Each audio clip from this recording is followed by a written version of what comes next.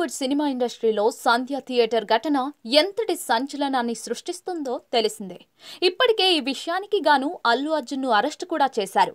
అనంతరం బెయిల్ పై బయటకొచ్చిన అల్లు అర్జున్ పై తీవ్ర స్థాయిలో విమర్శలు వస్తూ ఉన్నాయి. తొక్కిసలాటకు ఒక మహిళ ప్రాణం పోవడానికి అల్లు అర్జున్ ప్రధాన కారణమని ఇప్పటికే పలువురు రాజకీయ నాయకులు చెబుతూ ఉన్నారు. అయితే తాజాగా మరోసారి అల్లు అర్జున్ కి నోటీసులు పంపారు.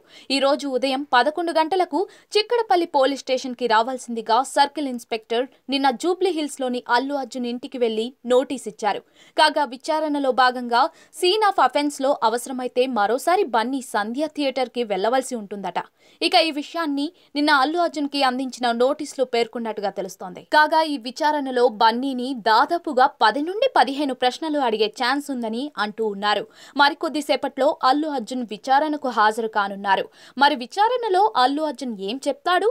విచారణ తర్వాత పోలీసులు ఏ నిర్ణయం తీసుకుంటారన్నది ఆసక్తికరంగా మారింది.